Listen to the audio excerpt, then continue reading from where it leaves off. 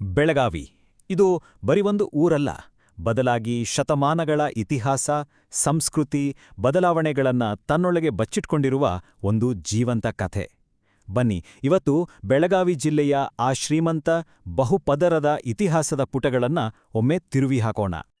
ಸರಿ, ಹಾಗಾದ್ರೆ ಇವತ್ತು ನಮ್ಮ ಪಯಣ ಹೇಗಿರಲಿದೆ ಅಂತ ನೋಡೋಣ.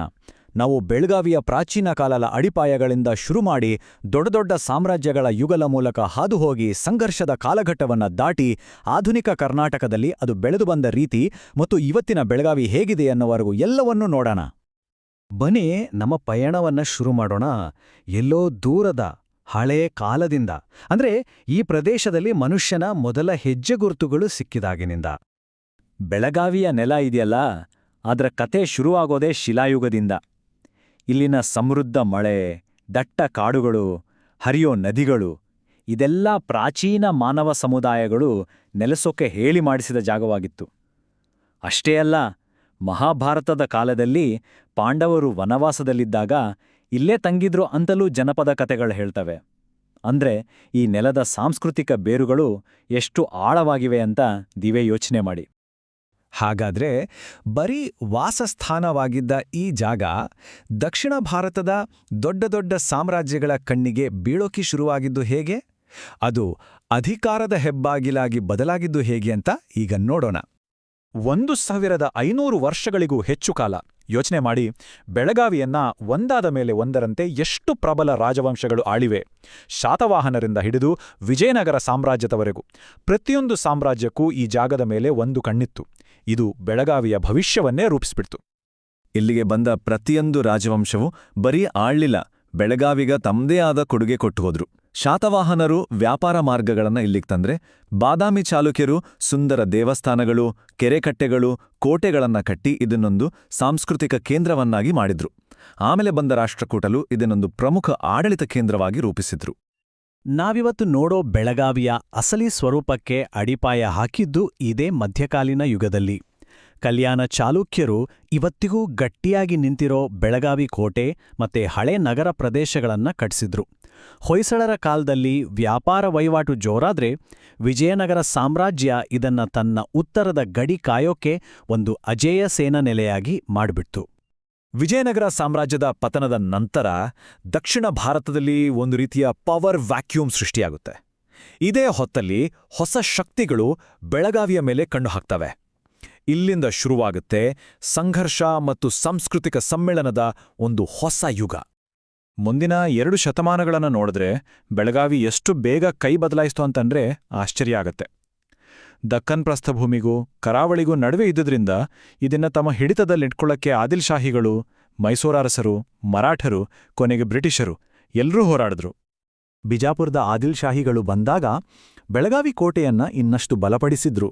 ಆದರೆ ಅವರ ಪ್ರಭಾವ ಕೇವಲ ಸೈನ್ಯಕ್ಕೆ ಸೀಮಿತವಾಗಿರಲಿಲ್ಲ. ತಮ್ಮ ಜೊತೆ ಸೂಫಿ ಸಂಸ್ಕೃತಿಯನ್ನೂ ತಂದ್ರು. ಇದರಿಂದ ಮಸೀದಿಗಳು, ದರ್ಗಾಗಳು, ಹೊಸ ಕಲಾಪ್ರಕಾರಗಳು ಹುಟ್ಟುಕೊಂಡ್ವು. ಇದು ಸ್ಥಳೀಯ ಸಂಸ್ಕೃತಿಯೊಂದಿಗೆ ಬೆರೆತು ಬೆಳಗಾವಿಗೆ ಒಂದು ವಿಶೇಷವಾದ ಗುರುತನ್ನೇ ಕೊಡ್ತು. ಬ್ರಿಟಿಷರು ಬಂದ ಮೇಲೆ ಅರಸರ ವೈಭವಕ್ಕೆ ಸಾಕ್ಷಿಯಾಗಿದ್ದ ಇದೇ ಕೋಟೆಯ ಕಥೆಯೇ ಬದಲಾಗಿ ಹೋಯಿತು. ಇದು ಬ್ರಿಟಿಷರ ಪ್ರಮುಖ ಸೇನಾ ಕೇಂದ್ರವಾಯಿತು. ಅಷ್ಟೇ ಅಲ್ಲ, 1857ರ ಸ್ವಾತಂತ್ರ್ಯ ಸಂಗ್ರಾಮದಂತಹ ಹೋರಾಟಗಳಲ್ಲಿ ಭಾಗವಹಿಸಿದ್ದ ಎಷ್ಟೋ ಕ್ರಾಂತಿಕಾರಿಗಳನ್ನು ಬಂಧಿಸಿಡೋ ಜೈಲಾಗಿ ಕೂಡ ಬದಲಾಯಿತು. ಭಾರತಕ್ಕೆ ಸ್ವಾತಂತ್ರ್ಯ ಬಂತು. ಇದರೊಂದಿಗೆ ಬೆಳಗಾವಿ ತನ್ನ ಇತಿಹಾಸದಲ್ಲಿ ಒಂದು ಹೊಸ ಪುಟವನ್ನೇ ತೆರೆಯಿತು. ಅದು ಆಧುನಿಕ ಕರ್ನಾಟಕದ ಜೊತೆ ಸೇರ್ಕೊಂಡು ತನ್ನದೇ ಆದ ಒಂದು ಹೊಸ ಸಂಕೀರ್ಣ ಗುರುತನ್ನ ಕಂಡುಕೊಳ್ಳೋ ಸಮಯವಾಗಿತ್ತು.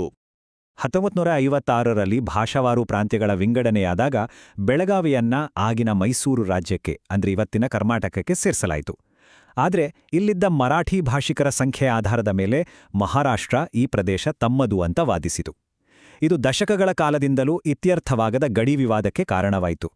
ಈ ವಿವಾದ ಕೇವಲ ರಾಜಕೀಯ ಮಾತ್ರವಲ್ಲ, ಜನರ ಸಾಂಸ್ಕೃತಿಕ ಭಾವನೆಗಳೊಂದಿಗೂ ಬೆಸೆದುಕೊಂಡಿದೆ. ಇದೇ ಗಡಿ ವಿವಾದದ ನಡುವೆಯೇ 2011ರಲ್ಲಿ ನಡೆದ ಒಂದು ಘಟನೆ ಬಹಳ ಮುಖ್ಯವಾಗುತ್ತೆ. ಬೆಳಗಾವಿಯಲ್ಲಿ ವಿಶ್ವ ಕನ್ನಡ ಸಮ್ಮೇಳನವನ್ನ ಅತ್ಯಂತ ಅದ್ದೂರಿಯಾಗಿ ಆಯೋಜಿಸಲಾಯಿತು. ಇದು ಬೆಳಗಾವಿ ಕರ್ನಾಟಕದ ಅವಿಭಾಜ್ಯ ಅಂಗ ಅನ್ನೋದನ್ನ ಸಾಂಸ್ಕೃತಿಕವಾಗಿ, ಸಾಂಕೇತಿಕವಾಗಿ ಸಾರಿ ಹೇಳಿದ ಒಂದು ಬಲವಾದ ಪ್ರಯತ್ನವಾಗಿತ್ತು. ಹಾಗಾದ್ರೆ ಇಷ್ಟೆಲ್ಲ ಇತಿಹಾಸದ ಏಳು ಬೀಳುಗಳನ್ನ ನೋಡಿದ್ಮೇಲೆ ಇವತ್ತಿನ ಬೆಳಗಾವಿ ಹೇಗಿದೆ, ಏನಾಗಿದೆ ನೋಡೋಣ ಬನ್ನಿ. ಇವತ್ತು ಬೆಳಗಾವಿ ಅಂದ್ರೆ ಅದು ಉತ್ತರ ಕರ್ನಾಟಕದ ಪವರ್ ಹೌಸ್. ಉತ್ತರ ಕರ್ನಾಟಕದ ಮಲೆನಾಡು ಅಂತಲೇ ಕರೆಯೋ ಇಲ್ಲಿನ ಹಸಿರು ಭೂಮಿ ಸಕ್ಕರೆ ಮತ್ತು ಹಾಲು ಉತ್ಪಾದನೆಯಲ್ಲಿ ರಾಜ್ಯದಲ್ಲೇ ಮುಂಚೂಣಿಯನ್ನಿದೆ. ಇದರ ಜೊತೆಗೆ ಕೈಗಾರಿಕೆ, ಶಿಕ್ಷಣಕ್ಕೂ ಇದು ದೊಡ್ಡ ಕೇಂದ್ರ. ಇಲ್ಲಿರೋ ಸುವರ್ಣ ವಿಧಾನಸೌಧ ಅದರ ರಾಜಕೀಯ ಮಹತ್ವಕ್ಕೆ ಒಂದು ದೊಡ್ಡ ಸಾಕ್ಷಿ. ಇದೆಲ್ಲದರ ಪರಿಣಾಮವಾಗಿಯೇ ಬೆಳಗಾವಿಗೆ ಸಿಕ್ಕಿರೋದು ಕರ್ನಾಟಕದ 2ನೇ ರಾಜಧಾನಿ ಅನ್ನೋ ಮಹತ್ವದ ಸ್ಥಾನ. ಇದು ರಾಜ್ಯದ ಆರ್ಥಿಕ ಮತ್ತು ಆಡಳಿತಾತ್ಮಕ ವ್ಯವಹಾರಗಳಲ್ಲಿ ಬೆಳಗಾವಿಯ ಪ್ರಾಮುಖ್ಯತೆಯನ್ನು ತೋರಿಸುತ್ತೆ. ಹೀಗೆ ಸಾಮ್ರಾಜ್ಯಗಳ ವೈಭವ, ಸಂಸ್ಕೃತಿಗಳ ಸಮ್ಮಿಳನ, ಆಧುನಿಕ ರಾಜಕೀಯದ ಜಟಾಪಟಿ ಎಲ್ಲವನ್ನೂ ತನ್ನೊಳಗಿಟ್ಕೊಂಡಿರೋ ಈ ಬೆಳಗಾವಿ ಬಹು ಸಂಸ್ಕೃತಿಗಳ ಸಂಗಮವಾಗಿ ನಿಂತಿದೆ. ಇಂತಹ ಶ್ರೀಮಂತ ಇತಿಹಾಸ ಹೊತ್ತಿರೋ ಈ ನಗರ ತನ್ನ ಮುಂದಿನ ಕಥೆಯನ್ನ ಹೇಗೆ ಬರೀಬಹುದು? ಇದು ನಿಜಕ್ಕೂ ಕುತೂಹಲಕಾರಿ ಪ್ರಶ್ನೆ.